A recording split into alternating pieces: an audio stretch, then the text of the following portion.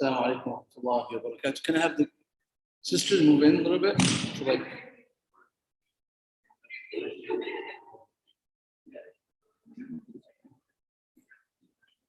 Sarah, can you bring your team here?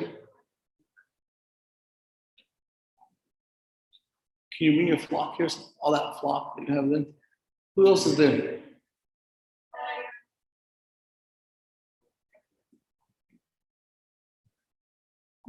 So, looks like the juniors are here. I'm just classes here just for extra grade. They're not even here sincerely. I overheard you.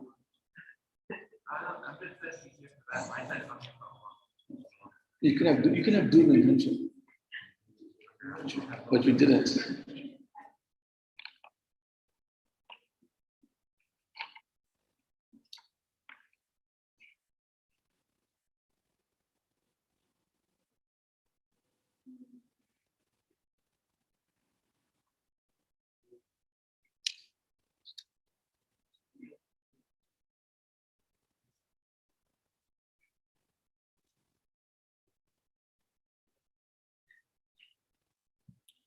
All right, Bismillah ar-Rahman ar-Rahim, alhamdulillahi rabbil alameen.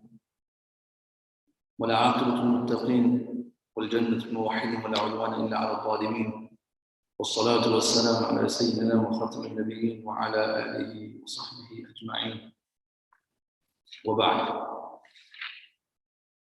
The most important figure after the Prophet sallallahu alaihi wasallam and the prophets is Prophet Ibrahim alayhi salam. Prophet Ibrahim was born 20 miles north of Basra, which is in Iraq. And if you follow the map of Prophet Ibrahim's life and his travel, wherever he stationed himself, these places have become very sacred places. Prophet Ibrahim went to Egypt, he went to Palestine, went to Jerusalem, he went to Makkah, and that route back. That entire route is the route of prophets. It's a very sacred route.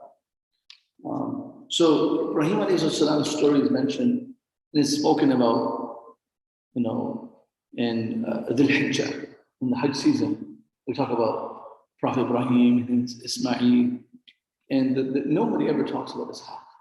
It's a narrative that I feel like we don't give enough attention to. Some of the reason is because Ismail is the Prophet his ancestry, Prophet forefathers are from the lineage of Ibrahim and Ismail.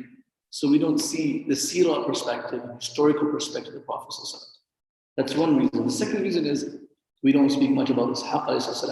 Much more is mentioned about Ismail in the Quran.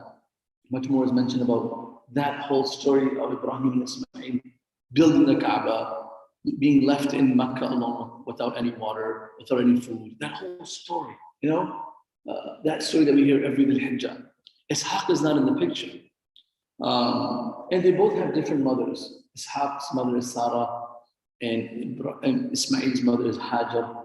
And they're both very righteous women. And their father is Ibrahim.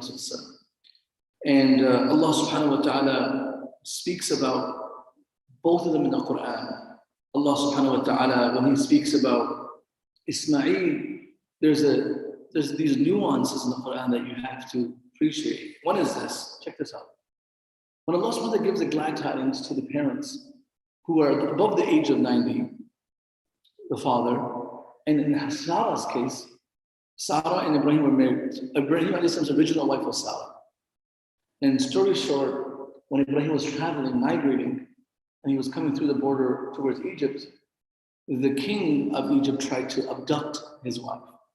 And the custom of the king was, which was very filthy, that he would take advantage of any women except if she was a sister to the person traveling with him. It was just one of his filthy vices that he would do. So when Ibrahim approached Egypt, the king was going to abduct his wife. He said to his wife, that I know the rule here, please tell him you're my sister. You're my sister. You're not my wife.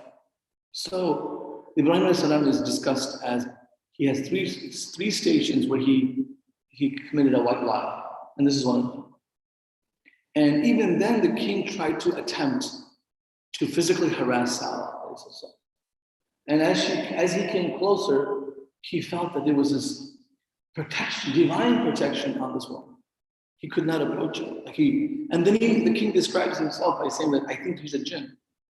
Every time I approached her, there was like this figure around her that was pushing me away, and I got scared. So then he said, "This is a holy woman, and there's no way I can come near this person." And Allah protected her from the filthy plots of the evil king. So at that time, the king gave a slave woman.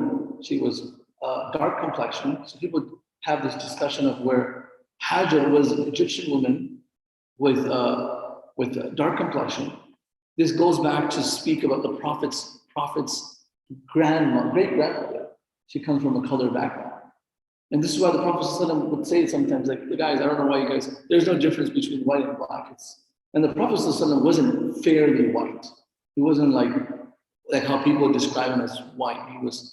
He had a asmal, he says abyad in the brightness, but there's a discussion on his shamai that he was more like a pale, he wasn't pale, but he had more of a barley brownish color.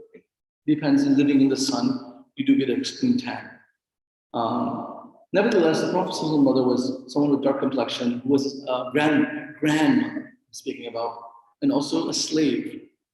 The king gives this woman as a gift to Ibrahim's wife Sarah.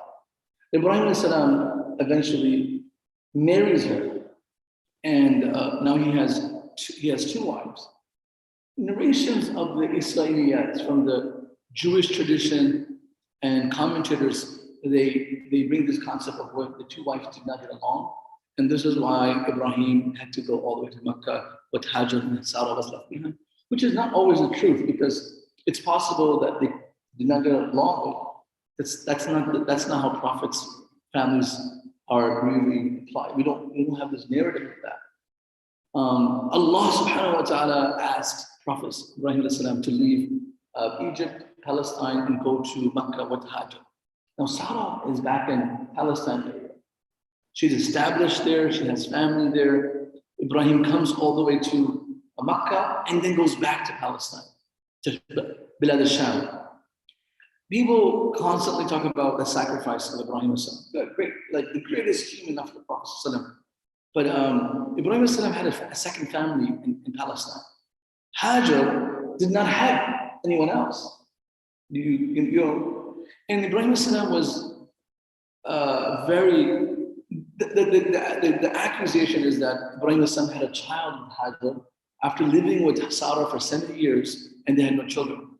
So it said that Sarah became jealous, and that's why there was this friction in the relationship, which is not authentic. Nevertheless, Sarah has no children from Ibrahim. Hajar had a child right away, and with that child, they migrate to the desert, all the way to Makkah. So their child wasn't born in Makkah. Ismail wasn't born in Makkah. Ismail was born in Palestine. Ismail died in Makkah. Ishaq was born in Palestine. Ishaq also died in Palestine. So this is why Ismail will be considered partially a Palestinian origin. And it also goes back to the Prophet's grandfather, Hashim. And Prophet's grandfather died in Gaza. And Prophet's grandmother, Hashim's wife, is the one that they had some form of relationship from the Gaza and Medina tribe. So the Prophet had a lot of history in that land himself, even though he only traveled there Isra Miraj. Nevertheless, Ibrahim comes back after being blessed with the child and after making the sacrifice, the new Ismail there. This is the intricacy in the Quran that if you understand Arabic, you'll appreciate. Allah subhanahu wa ta'ala says of Ibrahim's first son, Ismail, in Surah Safat, فَبَشَّرْنَاهُ بِغُلَامٍ حَلِيمٍ. We gave him the glad tidings of a servant or a son. Ghulam means son here. It doesn't mean a servant. Because in the story of Yusuf alayhi salam, قَالَ يَا بُشْرَى هَذَا غُلَامٍ. So say, oh, Bushra, great news. Like we went to look for water and this kid comes out of the bottom of the well, and it was a ghulam, a young boy. Here it means ghulam, of course, means a young boy, but a son, not like just a young boy. فَبَشَّرْنَاهُ بِغُلَامٍ حَلِيمٍ. In Arabic, ghulam is someone that is younger than the age of 11 and 12. So when Allah subhanahu wa ta'ala speaks about Ishaq, وَبَشَّرْنَاهُ بِغُلَامٍ عَلِيمٍ. Alim. It's knowledge here, and Ismail is Halim, which is tolerance. A little different. And then Allah subhanahu wa ta'ala also speaks about وَبَشَّرْنَاهُ بِإِسْحَاقَ نَبِيًّا مِنَ الصَّالِحِينَ. Allah says we gave the glad tidings of Ishaq, who was Isaac. وَبَارَكْنَا عَلَيْهِ وَعَلَى إِسْحَاقَ وَمِنْ ذُرِّيَّتِهِمَا مُحْسِنٌ وَظَالِمٌ بِنَفْسِهِ مُبِينٌ. Allah subhanahu wa ta'ala speaks about that we bless the family of Ishaq, of Isaac. Quran mentions this. This family is extremely blessed. وَبَارَكْنَا عَلَيْهِ, which is Ibrahim, وَعَلَى إِسْحَاقَ, in Ishaq, وَمِنْ ذُرِّيَّتِهِمَا, and the progeny of these two people, which is Ibrahim and Ishaq, there are going to be two types of people. Muhsin, righteous, Zalim, and they're going to be wretched people. So from the progeny of Ishaq are the most of the Palestine, the prophets that were sent to the land. This is why.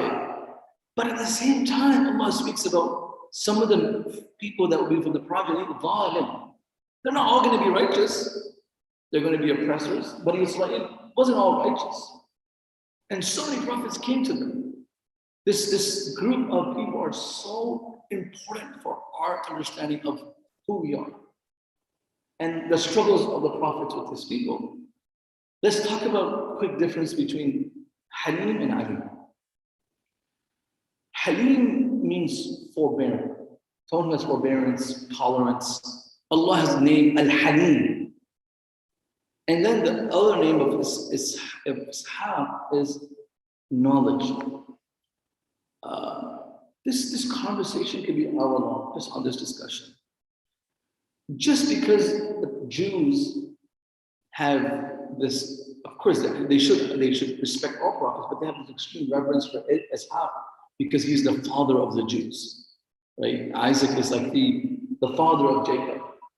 You know, the concept of Alim has also somehow subtly translated into the Jewish people being more academic and less tolerant in their views of religion.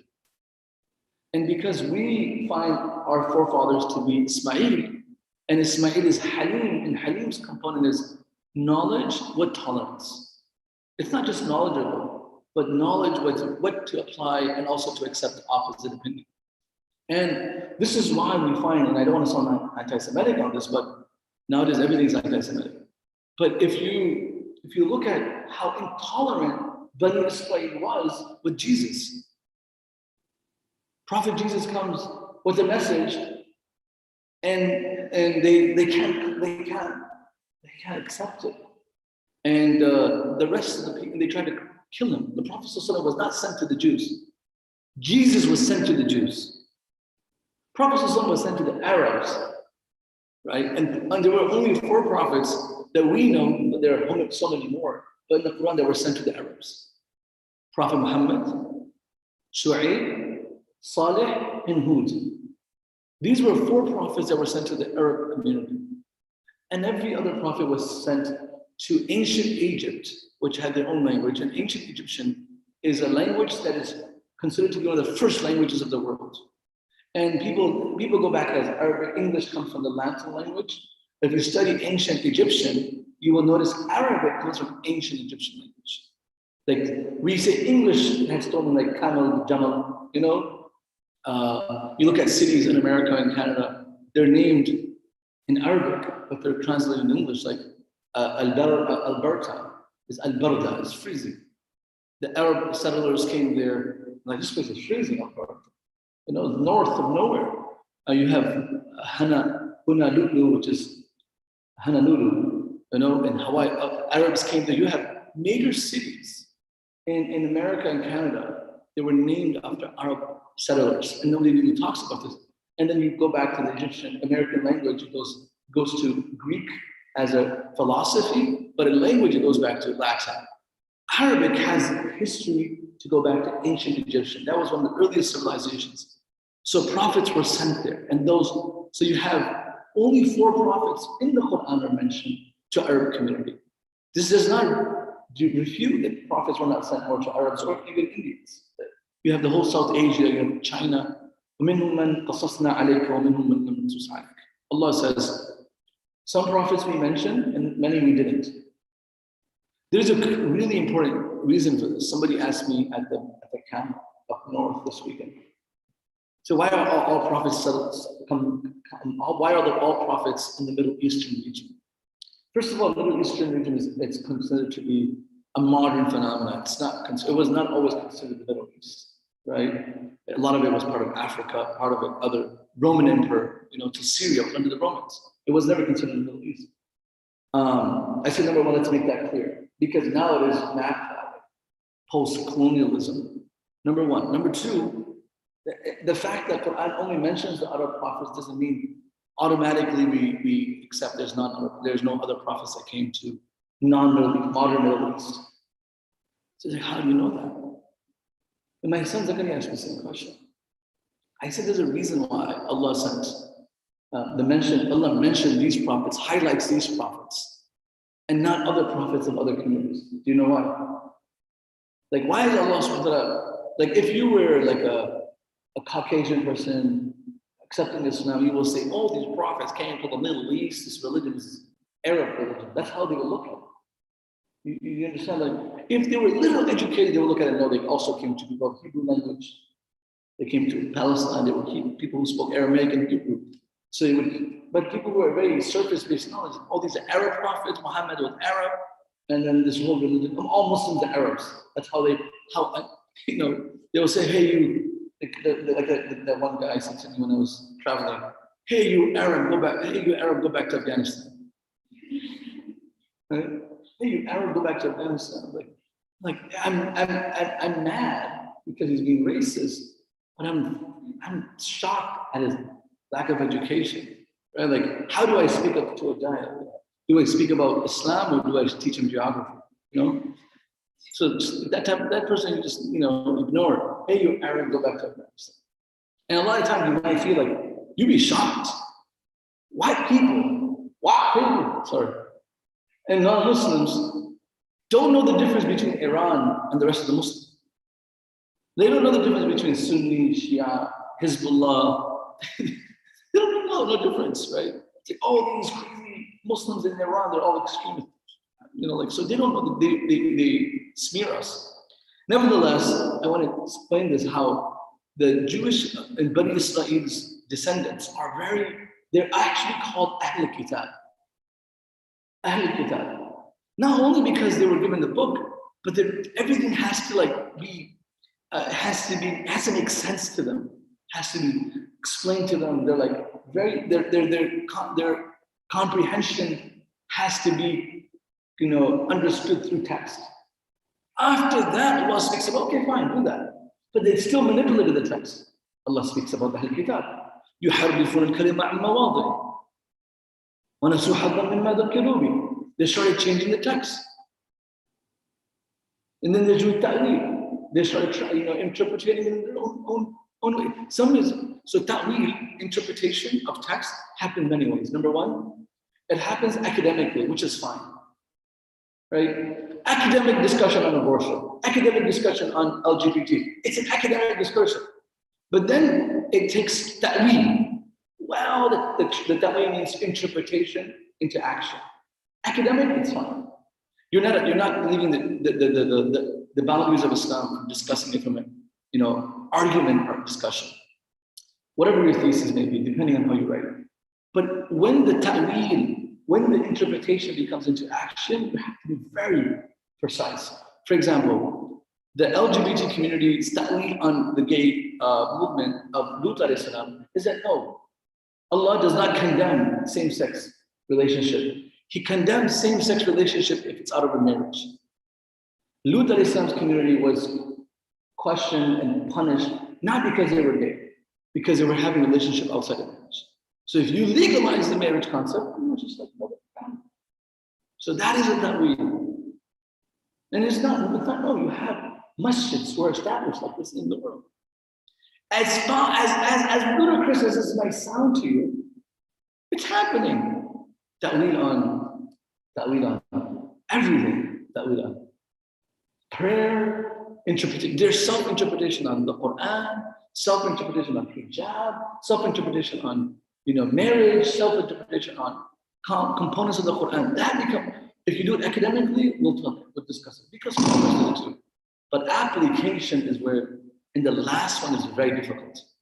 Someone may apply an interpretation they don't even believe in. I know, like for example, I know there's 5 times salah, but my ta'weel says, you can when you're traveling, you can pray at home before you leave, which is not true. You're supposed to be a traveler to pray. You can't pray. You're not musafir just by making intention. You're musafir when you're out. So okay, fine. But when you start to believe it from a faith perspective, no, hijab is not farad. Hijab is optional. 5 times salah is not farad, it's optional. So then you start not only practicing the interpretation, but you start believing in the wrong interpretation. Because a lot of people practice the wrong interpretation knowing it's not correct, which is still fine. One day they will come back. So these are 3 extreme levels of ta'weel. Bani Israel did all 3 of them. For one example was ta'weel was they're not allowed to fish on Saturday. Oh, they're like, yeah, we're not allowed to, they agreed to, we're not allowed to fish on Saturday. Just like we agreed to, like we're not allowed to do interest, but there's a way around, there's a loophole, right? We're not allowed to fish on Saturday. They understood this. Allah, they also understood the hurma, the impermissibility of fishing. What did they do? Oh, they threw the nets down on the week, and they said, we're not going to take any fish out. And Allah subhanahu wa ta'ala tests them by making all the fish come to the shore. Like, they would go fishing in the river, and no fish would come all day on average. But this day, they all came to the surface. What a test. Imagine like all your stocks are going down, but there's this one stock that's haram that's going up. Like, come on, right? Like this is money, like it's dripping money right in front of you. How could this be? You have these bonds or these short sales where like, you have this transaction where you have no owner of the, which is short sales, Like, can you do like GameStop, for example, when the whole Reddit thing happened? This whole thing, like you have this opportunity, it's booming, let's do it. So Bani Israel did, well, we're not doing this. We're not going to fish, it's haram. But God didn't say we can't put our nets down. So they manipulated their interpretation, and they did not catch any fish on Saturday, but they caught it in the net. They closed the nets because all the fish came on Saturday, and they pulled them out on Sunday morning. Allah converted Bani Israel's faces into monkeys. Allah says we punished them. And the punishment was very unique because usually Allah just like sends a famine, sends drought, sends a disaster, natural disaster. Here, Allah deformed their faces. He made the young ones, Quran talks about, كُونُوا قِرْدَةً خَاسِئِينَ. Of course, modernistic interpretation will say this was more of a threat. Like sometimes a parent might say to a child who's being dirty, be a pig, but not become a pig. Like yeah, look like a pig. So some people say this was just like metaphoric, but Quran is saying, no, Allah says, when Allah uses the word kunu, kun in the Quran, it means to become. Then you have to say all the kuns in the Quran interpreted into metaphoric terminology. The heavens, existence, the word kun, fayakun, it's actually reality. So that, happens. So these are the little differences of alim and halim. And if you just focus on knowledge without wisdom, without leadership, without looking back at the tradition, you have that mentality of Bani Israel where you continue to manipulate interpretations. Halim is knowledge with wisdom, knowledge with practice. So this is what happens in these 2 differences of the prophets. The birth of Ishaq is also very interesting because Allah subhanahu wa ta'ala speaks about this in the Quran. Ishaq's mother was at least 70 years old when Ishaq was born.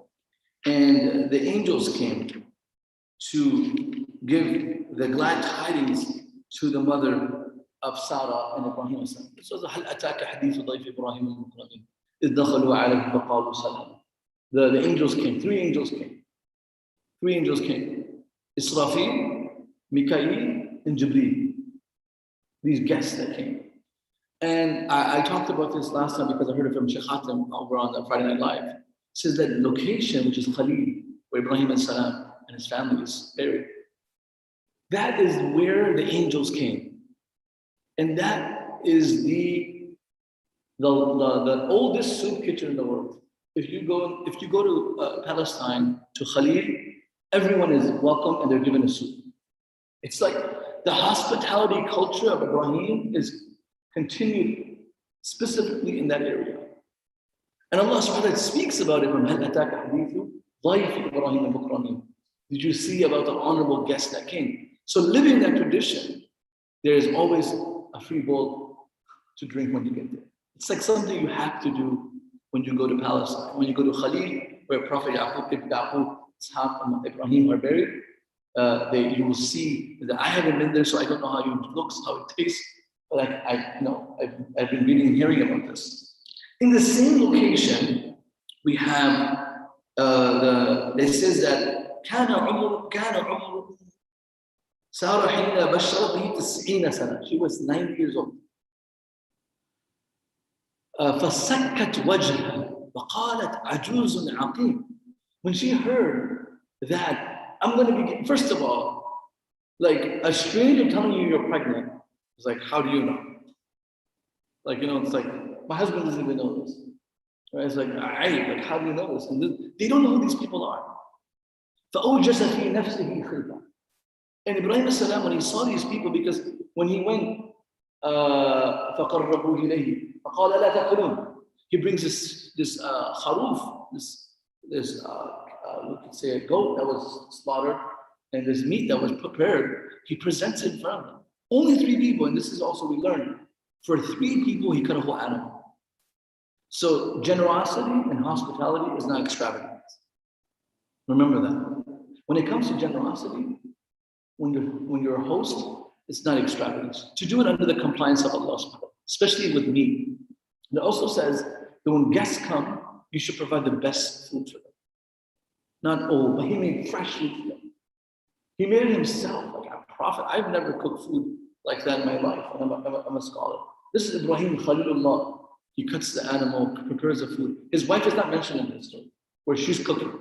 Ibrahim did this all himself. He cut the animal. Of course, the wife helped him. And he presents it. فَقَرَّبَهُ. He puts some food in front of them. Say, eat now. فَقَالَ لَا تَأْكُلُونَ. I said, eat. So why don't you eat? And that's when he realized there's something, I'm not saying fishy, but there's something unorthodox happening. These are not humans. And they said, we're angels. So the angels did 2 things now. One was, إِنَّا أُرْسِلْنَا إِلَىٰ قَوْمِ لُوطٍ. We were sent to destroy Lut alayhi salam. Who's Lut alayhi salam for Ibrahim? What is the relationship with Lut and Ibrahim? His nephew. فَآمَنَ بِهِ لُوطٍ. Shaykh Masmani says something very interesting. And subhanAllah, sometimes you're like, yeah, I read it all, I know it all. No, Shaykh Masmani said something so interesting one day, one of the live sessions. He said, Quran describes Prophet Ibrahim as the greatest leader. If you talk about like the goal of prophets prior to Muhammad sallallahu alaihi wasallam, the greatest of all time in the sense of leadership, Ibrahim sallallahu. Allah makes all the prophets look at Ibrahim, and Allah makes us look at Ibrahim. Inna Ibrahim kana ummah. Allah said Ibrahim sallallahu was an independent nation. Like he was the greatest leader. His leadership is so big that all of our tradition in Islam comes back to his leadership. This is what Shaykh Masmani said. Shaykh Masmani said he was called an ummah, which means a nation. And when he left Iraq and a part of that world, he only had one follower. And that was Lut. فَآمَنَ بِهِ لُوطٍ وَقَالَ إِنِّي ذَاهِبٌ إِلَى. Like he only had one follower. His father didn't believe in him. Then he got married. Like nobody from the side of the world, nobody believed in him. That's why the Prophet ﷺ said, Ibrahim's first male follower was Lut alayhi salam, which is a relative.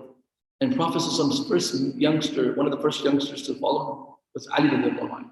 This, like, it was a relation, the nephew and the cousin of the Prophet, nephew of Ibrahim. So there are two informations that are coming. One is like, I'm going to go destroy Lut alayhi salam's nation. قال فما خطبكم أيها المرسلين. So Ibrahim says, why are you here? They say, قالوا إنا أرسلنا إلى قوم لوط. We're being sent to, and then like, oh no, angels coming to the people of Lut, and Ibrahim knows what's happening in that nation. It's not good news. So he got even more scared. And then the angels said, no, we're going to protect Lut alayhi salam. إلا امرأته. Except we're not going to protect his wife. إنها كانت من الغابرين. She was also supportive of the sins and the wrong. And then this is the glad tidings news of Ishaq alayhi salam comes. So this is Ishaq alayhi salam. And he lived in Palestine. He lived around Beit al-Maqdis. And he's the one, Beit also named Baytullah wa Mawdi'u Beit al-Maqdis. One of the first established people who helped establish Beit al-Maqdis was Ishaq alayhi salam and Yaqub alayhi salam. And that brings us to the discussion of now Yaqub alayhi salam has all these children. Ishaq has the first of his children. The greatest of them is Yaqub alayhi salam. And then Yaqub alayhi salam becomes the father of Yusuf alayhi salam. So this is where the tradition of Ishaq alayhi salam and the prophets of Bani Israel begin, and they're blessed in so many ways. So I wanted to just share that part of the story with you guys.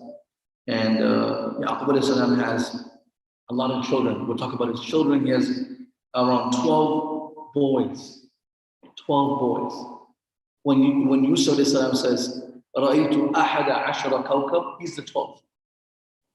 Right? He's the 12th. وَالشَّمْسَ وَالْقَمَرِ, mother and father. رَأَيْتُهُمْ لِي سَاجِدِينَ.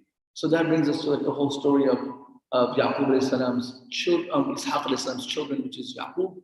And this is one of the greatest families. Why? Because the Prophet was once asked, who's the greatest?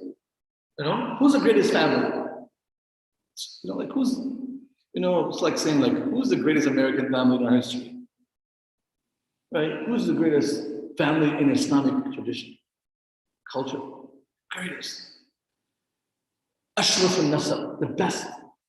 The Prophet ﷺ didn't understand the question well, or he did, he took another angle on it. He took a more of a general angle. He didn't want people to feel left out. So he said, Atqahum lillah, the most honorable people are the most righteous people. He kept it very general, very, very, very, very interesting. Right? He didn't say the prophets. And so then the Sahaba said, no, Ya Rasulullah, we're asking the most honorable people from lineage. Can you tell us, like, from lineage? And for Arabs, lineage was a huge deal. Who's the most honorable family? The Prophet ﷺ said, Yusuf, Nabi, Ibn Nabiyin, Ibn Nabiyin, Ibn Nabiyin.